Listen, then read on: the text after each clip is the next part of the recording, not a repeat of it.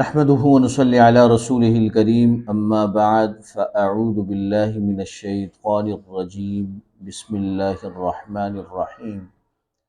واما ينزغنك من الشيطان نزغ فاستعذ بالله انه هو السميع العليم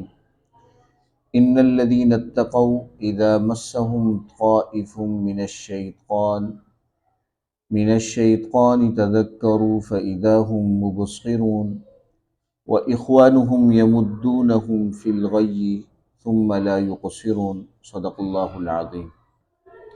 وَإِمَّا يَنزَغَنَّكَ مِنَ الشَّيْطَانِ، اگر آپ کو کوئی وسوسہ شیطان کی طرف سے آنے لگے، فَاسْتَعِذْ بِاللَّہ، تو اللہ کی پناہ مانگ لیا کیجئے، انہو سمیع علیم، بلا شبہ وہ خوب سننے والا اور خوب جاننے والا ہے۔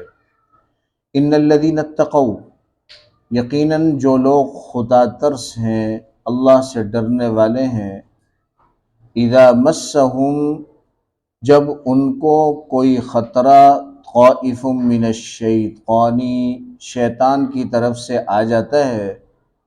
تذکروا، تو وہ یاد میں لگ جاتے ہیں، فَإِذَا هُم مُبْصِرُونَ، سو یکایک ان کی آنکھیں کھل جاتی ہیں۔ وَإِخْوَانُهُمْ، اور جو شیطان کے تابع ہیں، شیطان کے بھائی ہیں، يَمُدُّونَهُمْ فِي الْغَيِّ، وہ ان کو گمراہی میں کھینچتے چلے جاتے ہیں، ثُمَّ لَا يُقْصِرُونَ، پھر وہ باز نہیں آتے۔ گزشتہ درس میں جو سبق خلاصتاً بتایا گیا تھا کہ خُذِ الْعَفْوَ، درگزری کو اپنے پلو میں باندھ لو، معاف کرنا اپنی طبیعت ثانیہ بنا لو۔ اور آج کے سبق میں اللہ تبارک و تعالی اس بات کی طرف متنبہ فرما رہے ہیں کہ اگر شیطان وسوسہ ڈال کے آپ کو ایسے حالات کی طرف لے جائے کہ آپ غصہ ہو جائیں، یہاں تک کہ جہالہ سے الجھنے لگیں، ایسی کیفیت جب پیدا ہو جائے، تو ایسے وقت میں کیا عمل کرنا ہے، اللہ تبارک و تعالی نے اس کا درس دیا۔ چنانچہ آج اگر ہم جتنے بھی گھریلو جھگڑے ہیں، جتنے معاشرتی جھگڑے ہیں، اس کی بنیاد اگر دیکھیں گے اور اس کی بنیادی وجوہات کی طرف اگر دیکھیں گے، تو بات صرف ایک ہی سامنے آئے گی کہ شیطان نے وسوسہ ڈالا اور شیطانی چکی کے مطابق چلنے والے جو لوگ ہیں، انہوں نے غصہ دلایا اور وہ غصے کو قابو نہ کر سکے، اور چھوٹے سے مسئلے کی وجہ سے سارے گھر اجڑ گئے۔ چنانچہ جتنے بھی گھریلو جھگڑے ہیں یا معاشرے میں جتنے فسادات ہیں، لڑائی جھگڑے ہیں، اس کی ایک ہی وجہ سامنے آتی ہے کہ غصے میں بے قابو ہو گئے،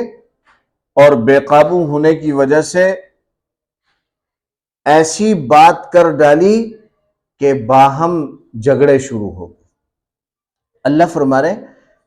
نبی کریم صلی اللہ علیہ وسلم کو خطاب کر کے فرما رہے، وَإِمَّا يَنزَغَنَّكَ مِنَ الشَّيْطَانِ نَزْغٌ، محبوب پیغمبر، اگر شیطان آپ کو کوئی وسوسہ ڈال دے، شیطان کی طرف سے آنے لگے، فَاسْتَعِذْ بِاللَّہ، تو اللہ کی پناہ مانگ لیا کر۔ یہ خطاب نبی علیہ الصلوۃ والسلام کو ہے، اور آپ کو خطاب کر کے امت کو سمجھانا چاہ رہے ہیں اللہ رب العزت۔ اور ویسے بھی ایک عقیدہ یاد ہونا چاہیے انبیاء علیہم الصلاۃ والسلام ہر قسم کے گناہوں سے پاک ہوتے ہیں، معصوم ہوتے ہیں، البتہ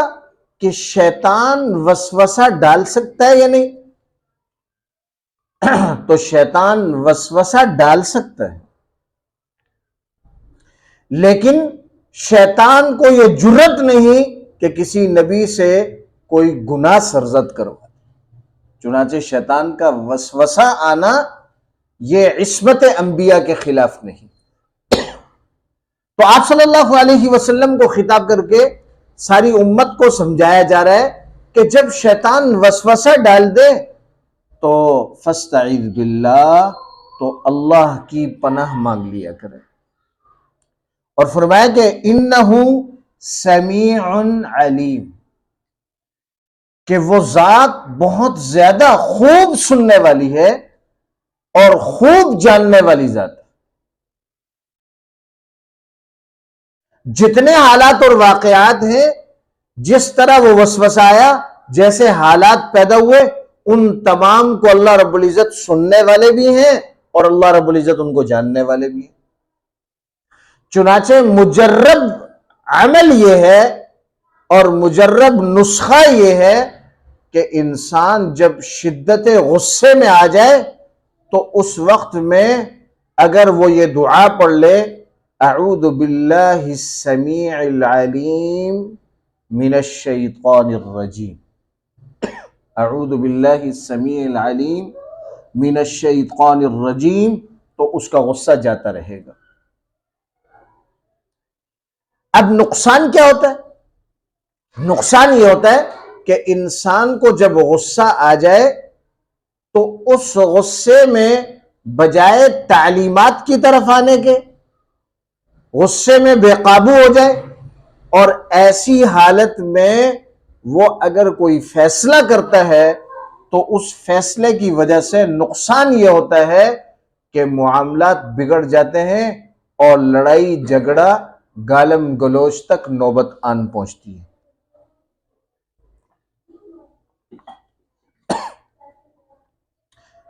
نبی کریم صلی اللہ علیہ وسلم کے سامنے ایک شخص غصے میں بے قابو ہو گیا۔ آپ صلی اللہ علیہ وسلم نے فرمایا، جس کا مفہوم یہ ہے کہ میں ایک کلمہ ایسا جانتا ہوں یا چند کلمات ایسے جانتا ہوں کہ یہ جو غصے ہونے والا شخص ہے، اگر یہ پڑھ لے تو اللہ تبارک و تعالی اس کا غصہ ختم کر دیں۔ نبی کریم صلی اللہ علیہ وسلم نے فرمایا کہ وہ کلمہ اعوذ باللہ من الشیطان الرجیم۔ چنانچہ نبی کریم صلی اللہ علیہ وسلم کے الفاظ سنتے ہی اس شخص نے اعوذ باللہ من الشیطان الرجیم پڑھا اور اس کا غصہ جاتا رہا۔ آپ نے عمل بھی بتلا دیا، اور آپ کے سامنے جو لوگ تھے صحابہ کرام، وہ فوراً عمل کر کے، عمل پیرا ہو کر دنیا کو سبق بتا دیتے تھے کہ میرے محبوب پیغمبر کا بتایا ہوا عمل 100% سچا اور درست ہے، یہ میرا عمل دیکھ لیجئے، میرے اس عمل کی وجہ سے آپ صلی اللہ علیہ وسلم کے بتلائے ہوئے اس طریقے کی تصدیق ہوگی۔ اب اسی طرح ایک عمل تو یہ ہے کہ جب غصہ آ جائے تو اعوذ باللہ من الشیطان الرجیم پڑھ لے، اعوذ باللہ السمیع العلیم من الشیطان الرجیم پڑھ لے۔ اور دوسری بات، غصے کی حالت میں کیا طریقہ کار اپنانا چاہیے کہ جس کی وجہ سے غصہ جاتا رہے؟ اس کے لیے ہمارے بزرگوں نے، اکابرین نے کچھ طریقے بتلائے ہیں کہ جس کی وجہ سے انسان غصے کی حالت میں اپنی حیت تبدیل کر لے۔ کھڑا ہے تو بیٹھ جائے، حیت بدلنے سے غصہ جاتا رہے گا۔ بیٹھا ہوا ہے تو لیٹ جائے، اس حیت کے بدلنے سے اس کا غصہ جاتا رہے گا۔ اور کوئی غصے کا اتنا سخت آدمی ہے کہ اس حیت سے بھی غصہ نہ بدلی، ختم نہ ہو، تو اسے چاہیے، اگر وہ مرد ہے تو اسے چاہیے کہ تھوڑی دیر کے لیے جس جگہ پر غصہ آیا ہے اس جگہ کو چھوڑ کر سائڈ پر ہو جائے، اس کا غصہ جاتا رہے گا۔ ایک اور طریقہ بیان فرمایا ہے کہ اگر کسی شخص کو غصہ آ جائے تو یہی غصہ جو ہے حالت غضب میں انسانی عقل جاتی رہتی ہے، اس وقت میں اگر وہ کوئی فیصلہ کرے گا تو وہ فتنے کا باعث بنے گا۔ چنانچہ تمام گھریلو جھگڑے، معاشرے میں جھگڑے،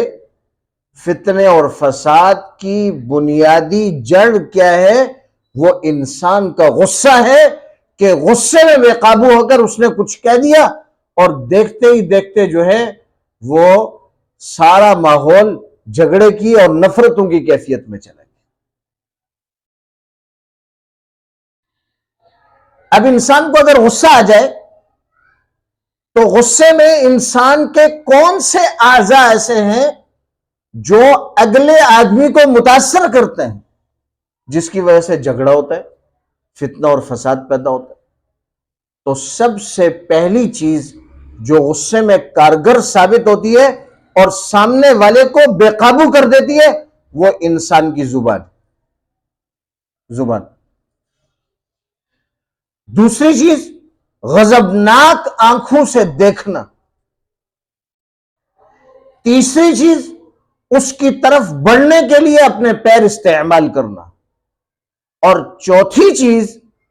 اپنے ہاتھوں سے اس کو پکڑنا یا اس کو مارنے کی کوشش کرنا۔ غصے کی حالت میں چنانچہ زبان، آنکھیں اور چہرے کے خد و خال، قدم اور ہاتھ یہ متحرک ہوتے ہیں، جس کی وجہ سے نقصان بھی ہوتا ہے اور فتنہ اور فساد بھی برپا ہوتے ہیں، اور لوگوں کے بیچ نفرتیں اور نفرتوں کے بیچ ڈل جاتے ہیں جو کئی نسلوں تک سلسلہ چلتا رہتا ہے۔ چنانچہ فرمایا کہ جب غصہ آ جائے تو آپ وضو کر لیں، انشاءاللہ وضو کی برکت سے غصہ جاتا رہے گا۔ اب وضو کرے گا تو یقیناً اس میں کلی کرے گا۔ زبان جو غضبناک الفاظ ادا کر رہی ہے، وضو کی کلی کرنے کی وجہ سے زبان کا غصہ قابو ہو جائے۔ چہرہ دھوئے گا تو چہرہ دھونے میں آنکھیں بھی آگے اور چہرے کے جو خد و خال ہیں وہ بھی آگے۔ اللہ تبارک و تعالی چہرے سے غصہ ختم کرتے ہیں۔ ہاتھ دھوئیں گے تو جن ہاتھوں کو آگے بڑھا رہا ہے لڑنے جھگڑنے کے لیے، تو وہ ہاتھ آگے بڑھنا رک جائے گے۔ اسی طرح پیر دھوئیں گے تو یہ چلنے سے کیا ہو جائیں گے؟ قاصر ہو جائیں گے اس غصے کی حالت میں۔ چنانچہ وضو کرنا بڑا اکسیر ہے کہ اگر کسی شخص کو زیادہ غصہ آتا ہو تو غصے کے وقت بجائے فیصلہ کرنے کے وہ وضو کی طرف لپ کے انشاءاللہ اللہ رب العزت اس کے غصے کو ختم فرما دے۔ اب پہلی آیت میں تو اللہ تبارک و تعالی نے محبوب پیغمبر کو عمل بتلایا، اے میرے محبوب اما ینزغنک من الشیطان نزغ فاستعذ باللہ، اگر شیطان کوئی وسوسہ ڈال دے تو آپ اعوذ باللہ من الشیطان الرجیم پڑھ لیا کریں،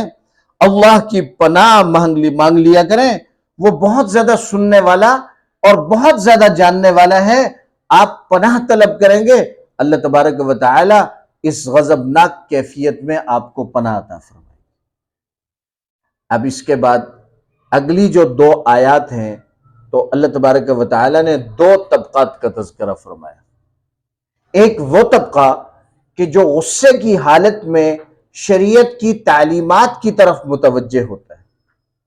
اور ایک وہ طبقہ جو غصے کی حالت میں شیطان کا بھائی بن کر اس غصے سے اپنا بھی نقصان کرتا ہے اور لوگوں کا بھی نقصان کرتا ہے۔ اللہ تبارک و تعالی نے جو الفاظ بیان فرمائے، ماننے والوں کے لیے جو الفاظ بیان فرمائے، اللہ فرما رہے ان الذین اتقوا،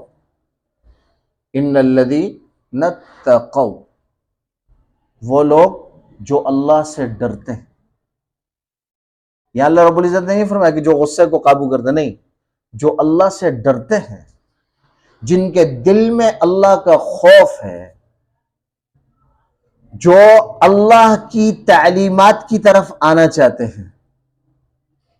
ان کی کیفیت بیان فرمائی، اذا مسہم طائف من الشیطان، کہ جب کوئی خطرہ شیطان کی طرف سے آ جاتا ہے، شیطان ان پر پڑ جاتا ہے، انہیں وساوس میں مبتلا کرتا ہے، بدگمانیوں کے اندر مبتلا کرتا ہے، غصہ دلاتا ہے، جب ایسی کیفیت ہوتی ہے تذکروا کیا بھائی، وہ یاد میں لگ جاتے ہیں، اللہ کی یاد میں لگ جاتے ہیں، کیا اعوذ باللہ من الشیطان الرجیم پڑھنے لگ جاتے ہیں، تذکروا یاد میں لگ جاتے ہیں کہ اس وقت میرے اللہ کا حکم مجھے کیا ہے، اس یاد میں لگ جاتے ہیں، مسائل کے استحضار لاتے ہیں کہ مجھے غصہ تو آ گیا، اب غصے کے وقت کی تعلیمات کیا ہیں، محبوب پیغمبر کا طریقہ کیا ہے، صحابہ کرام رضوان اللہ تعالی علیہ مجمعین نے ایسے وقت میں کیا عمل کیا ہے، فرمایا تذکروا، وہ یاد میں لگ جاتے ہیں، تعلیمات کی طرف آ جاتے ہیں، اور ان تعلیمات میں لگ کر اپنے غصے کو رفع دفع کر دیتے ہیں۔ اور آگے فرمایا فَإِذَا هُمْ مُبْصِرُونَ، اچانک یکایک ان کی آنکھیں کھل جاتی ہیں اور وہ سمجھتے ہیں کہ یہ شیطانی حملہ ہے، اس شیطانی حملے سے بچنے کا جو طریقہ ہے اسے اختیار کرنے لگ جاتے ہیں۔ اس طبقے کے بارے میں اللہ نے پہلا لفظ جو بیان کیا کہ بھئی اللہ سے ڈرنے والے، اللہ فرما رہے ہیں اللہ سے ڈرنے والے۔ مثال کے طور پر کسی کو غصہ آیا تو غصہ آنے کے بعد اس نے اعوذ باللہ من الشیطان الرجیم پڑھ لیا، تو اس شخص کے بارے میں اللہ نے گواہی دی ہے کہ ان الذین اتقوا، یہ اللہ سے ڈرنے والا ہے، اسے اللہ کو شکر ادا کرنا چاہیے کہ یہ اللہ سے ڈرنے والوں کی فہرست میں، اور جو اللہ سے ڈرتے ہیں اللہ کو وہ بڑے محبوب ہیں، اللہ کو بہت محبوب ہے۔ اور دوسری بات ان کے بارے میں کیا بیان فرمائی؟ دوسری بات یہ ہے کہ بھئی انسان ہے، غصہ آئے گا، شیطان حملہ کرے گا، ایسا نہیں ہے کہ بھئی ایک اللہ کا ولی ہے، بزرگ ہے، ہاں اس کو غصہ نہیں آئے گا۔ ہاں اس سے ایک اور بات سمجھ میں آئی کہ کبھی کبھی امام صاحب غصے میں آ گئے، امیر صاحب غصے میں آ گئے، استاد صاحب غصے میں آ گئے، تو فوراً یہ جملہ نہیں کہنا چاہیے یہ کیسے مولانا ہے، کیسے غصہ کر رہا ہے، غصے میں آ گئے نا، انسان ہے۔ اللہ فرما رہے ہیں انہی تقوی والوں کے بارے میں فرما رہے ہیں ان الذین اتقوا، اللہ کا ڈر رکھنے والے، اذا مسہم طائف من الشیطان، شیطان جب ان کو چھو لے، ان کو غضبناک کر دے، غصہ دلا دے، تو ایسے وقت میں بھئی وہ انسان ہے، غصہ آ سکتا ہے، غصہ آ سکتا ہے، لیکن غصہ آنے کے بعد عمل کیا ہے؟ تذکر، جو تعلیمات بتلائی ہیں اس پر عمل کر لیں، آنکھیں کھول لیں کہ اس وقت شیطانی حملہ ہے، میں نے اس وقت کوئی بات نہیں کرنی، یہ شیطانی حملہ ہے، اگر اس وقت اگر میں نے کوئی ایسی بات کی تو شیطان اس معاملے کو اور خراب کر دے گا اور بگاڑ دے گا۔ اچھا دوسرا طبقہ کہ جو غصے سے شیطانی عمل میں مبتلا ہو جاتا ہے، غضبناک ہوتا ہے، اول فول کہتا ہے، گالم گلوچ کی طرف آتا ہے، مار داڑ کی طرف آتا ہے، اور معاملات کو بگاڑنے کی طرف آتا ہے، ان کے بارے میں اللہ نے کیا فرمایا؟ وَإِخْوَانُهُمْ، جو شیطان کے بھائی ہیں، جو شیطان کے بھائی ہیں، جو شیطان کے تابعدار ہیں، جو شیطان کی مان کر چلنے والے ہیں، اللہ فرما رہے ہیں یمدونہم فی الغی، وہ ان کو گمراہی میں کھینچے چلے جاتے ہیں، وہ ان کو گمراہی میں کھینچے چلے جاتے ہیں، اور کیا کہ وہ اس غصے کی حالت میں جو حالات پیدا ہو رہے ہیں ان حالات کو طول دیتے ہیں۔ مثال کے طور پر ایک بات غصے کی آج ہو گئی، اب گھر میں کیا بھئی آج ایک غصے کی بات ہو گئی، اس کو آج بھی تذکرہ کیا، تم نے یہ کیا، تم نے یہ کیا، 1 گھنٹے کے بعد جو ہے نا دوبارہ کوئی بات ہوئی، اسے پھر پچھلے 1 گھنٹے کے بارے میں بات، تم نے یہ کیا تھا اس وجہ سے یہ ہوا، 1 دن کے بعد پھر کوئی مسئلہ ہوا، پھر وہی 1 دن پرانی بات یاد رہے، تم نے یہ کیا تھا، تم نے یہ کیا، کیا یمدونہم فی الغی، وہ کیا کرتے ہیں، ان کو گمراہی میں کھینچے چلے جاتے۔ اب وہ ایک ہی بات کو لے کر کہ کسی سے غصے میں کوئی بات ہو گئی تو بار بار اس کو کہہ کے اسے طول دیتے رہتے، اور اس طول دینے کا نقصان کیا ہے؟ اس طول دینے کا نقصان یہ ہے کہ ایک اچھا بھلا انسان، اسے بھی بار بار اگر اس طرح اکساؤ گے تو وہ بھی غصے میں آ جائے گا، اور جب وہ بھی غصے میں آ جائے گا تو شیطان کیا ہے بھائی، شیطان اپنے مقصد میں کامیاب ہو جائے گا۔ شیطان کا تخت پہ پانی پہ لگتا ہے، اور جتنے شتونگڑے اس نے دنیا میں بھیجے ہوتے ہیں کہ بھائی ادھر جاؤ لوگوں کو پریشان کرو، تو وہ ان کی کارگزاری سنتا ہے، رپورٹ سنتا ہے کہ تم نے کیا کیا، تم نے کیا کیا۔ 2 بندوں کے بارے میں کھڑا ہو کے شیطان استقبال کرتا ہے، 2 بندوں کے بارے میں، اور بڑی شاباش دیتا ہے۔ ایک بندہ تو وہ کہ جو کسی مدرسے میں علم حاصل کرنے والے بچے کو سبق سے دائیں بائیں کرتا ہے، اس کے علاوہ اور لوگ آتے ہیں لڑانے والے تھے، اس کو لڑا دیا، اس کو لڑا، کچھ بھی نہیں کیا، جاؤ پیچھے جاؤ۔ اب مدرسے سے ادھر ادھر کرنے والے بچے کو کسی نے ادھر ادھر کر دیا، کھڑا ہو کے اس کا استقبال کرتا ہے، بہت کام کیا۔ اور دوسرا وہ شیطان جو میاں بیوی کے بیچ لڑائی کرا کے آیا، یہ والا جو شیطان ہے، یہ شیطان جب آ کے اپنی بات سناتا ہے کہ میں نے آج یہ عمل کیا ہے، تو شیطان بڑا جو شیطان ابلیس ہے وہ کھڑے ہو کر اس کا استقبال کرتا ہے۔ تو عرض کرنے کا مقصد یہ کہ جو شیطان کے تابعدار ہیں، کیا یمدونہم فی الغی، شیطان ان کو گمراہی میں کھینچے چلے جاتے ہیں، ثم لا یقصرون، بس وہ باز نہیں آتے یہاں تک کہ ہستا بستا گھر اجاڑ دیتے۔ آج آپ معاشرے میں نظر دوڑائیں، جتنے گھر بگڑے ہیں، جتنے گھر ٹوٹے ہیں، اگر آپ ان کی وجہ تلاش کریں گے تو ان کی وجہ بہت معمولی سی ہوگی، بہت معمولی سی ہوگی۔ کیا بھائی میں نے کہا تھا کہ بھائی یہ کام ایسے کرنا ہے، آپ نے ایسے کیوں نہیں کیا، بس اتنی سی بات ہوگی اور اس پر لڑائی جھگڑا ہوا اور گھر ٹوٹ گیا۔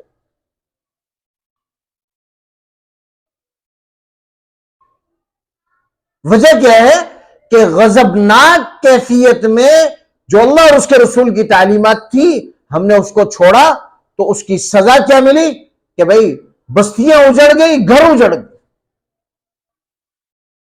کوئی اتنا بڑا عنوان اور معاملہ نہیں ہوتا کہ وہ حل نہ ہو پائے، بس اتنی سی بات ہے کہ میری ناک کے خلاف آپ نے کام کیسے کیا، بس یہ میری ناک کا مسئلہ۔ اور بہت سارے لوگوں کو آپ نے سنا ہوگا وہ جملہ، ایک جملہ کہتے ہیں بڑا عجیب جملہ ہے، آج تک مجھے سمجھ میں نہیں آیا، بلکہ ہمارے اساتذہ کو بھی سمجھ میں نہیں آیا۔ کیا بھائی، ایک شخص کہتا ہے دیکھو بھائی غلط بات برداشت نہیں کروں گا، برداشت تو غلط بات ہی کرتے ہیں، صحیح بات بھی بھلا کوئی برداشت کرنے کی ہوتی ہے، صحیح بات تو صحیح ہے بھائی، دیکھیں میں غلط بات برداشت نہیں کروں گا۔ ارے اللہ کے بندے، آپ شریعت کے خلاف بول رہے ہیں، اور اس میں اچھے بھلے لوگ، اس میں اچھے دیندار لوگ بھی اس بات میں اور اس واقعے میں ملوث، کیا کہ میں غلط بات برداشت نہیں کروں گا۔ اللہ کے بندے، غلط بات ہی تو برداشت کرنی ہے، غلط بات کو تو ہی معاف کرنا ہے، صحیح بات تو برداشت نہیں کرتے، بلکہ صحیح بات تو سنتے ہیں اور اس پر عمل کرتے ہیں۔ جو برداشت کے لائق اور قابل بات ہوتی ہے وہ تو غلط بات برداشت کرنی ہوتی ہے، کہ کسی نے کچھ غلط کہہ دیا تو اس کو برداشت کرو۔ اللہ رب العزت ارشاد فرما رہے ہیں خذ العفو، خذ العفو، کیا کہ گزری کا جو خزانہ ہے، اس خزانے کو لے لو، اپنے پلوں کے ساتھ باندھ لو، اگر کسی نے غضبناک کرا دیا ہے تو آپ برداشت کر لیں۔ ایک وقت میں گھر کا کوئی ایک فرد اگر غصے میں ہے تو دوسرے کو چاہیے کہ خاموش ہو۔ بس اس کی یہ خاموشی جو ہے اس گھر کے سکون کو خراب نہیں کرے گی بلکہ سکون بحال کر دے گی۔ ایک لطیفہ بھی یاد آیا اور وہ بھی گوش گزار کر دوں۔ ایک خاتون جو ہے کسی پیر صاحب کے پاس گئی اور اس نے کہا کہ بھائی گھر میں جھگڑے بہت ہوتے ہیں اور میرا شوہر بڑا سخت بڑا زبان دراز ہے، کوئی تعویذ تو دے دیں کہ میرے شوہر مجھے ڈانٹ ٹپٹ نہ کرے۔ انہوں نے کہا کہ ایک تعویذ دیا، بولا کہ بھائی جب آپ کا شوہر آ جائے تو اسے اپنے دانت کے نیچے رکھ لیجئے اور وہ جتنا غصہ کرے دانت کے نیچے دبا کر رکھیے گا اس تعویذ کو، جتنا غصہ کرے اس کا غصہ جتنا شدت اختیار کرے آپ اتنی زور سے اپنے دانت میں اس تعویذ کو دباتے رہیں، اس کا غصہ ختم ہو جائے۔ چنانچہ وہ شوہر نامدار آیا اور آ کر جناب بڑا غضبناک ہوا اور خاتون خاموش ہے، بول ہی نہیں رہی ہے۔ ایک دن گزرا، دوسرا دن گزرا، تیسرا دن گزرا اور شوہر نامدار نے اپنی عادات بدل دی۔ خاتون جناب جو ہے بڑا جناب اعزاز اور اکرام لے کر مٹھائی لے کر مولانا صاحب کے پاس، پیر صاحب کے پاس گئی، حضرت بس آپ کی کرامت ہے، بس میرا شوہر تو بہت اچھا ہو گیا۔ انہوں نے کہا بیوی تعویذ کھول کے دیکھ لو، اس میں کچھ بھی نہیں لکھا ہوا ہے، یہ خالی کاغذ ہے۔ یہ تو میں نے آپ کو ایک تعویذ دیا صرف یہ سمجھانے کے لیے کہ جب وہ غضبناک ہوں تو آپ خاموش ہو جائیں۔ وہ ایک دن غصہ کرے گا، دوسرے دن غصہ کرے گا، تیسرے دن کرے گا، خود ہی اس کا غصہ ختم ہو جائے گا، وہ شیر و شکر ہو جائے گا۔ کہیں جو آپ نے 4 دن اس کے سامنے کوئی کلام نہیں کیا تو اس نے کہا بھئی اتنی شریف خاتون کے خلاف میں ایسی آوازیں لگاتا رہتا ہوں اور ویسے شور شرابہ کرتا رہتا ہوں۔ یقین جانیے باپ غصے میں ہے تو بیٹے کو چاہیے خاموش۔ بیٹے کو تو یہ زیب ہی نہیں دیتا کہ بیٹا غضبناک اور باپ خاموش ہو، ایسی بدبختی کائنات میں کوئی اور نہیں۔ تو باپ اگر غضبناک ہے تو اولاد کو چاہیے خاموش، شوہر غضبناک ہے تو عورت کو چاہیے خاموش، استاد غصے میں ہے تو شاگرد کو چاہیے خاموش، اور اگر کہیں اللہ کے راستے میں نکلے ہوئے اور امیر صاحب غصے میں ہیں تو مامورین کو چاہیے کہ خاموش، اسی میں خیر۔ ایک طرف اگر غصہ ہو اور دوسری طرف بھی غصہ شروع ہو جائے تو شیطان اپنے مقصد میں کامیاب ہو جائے۔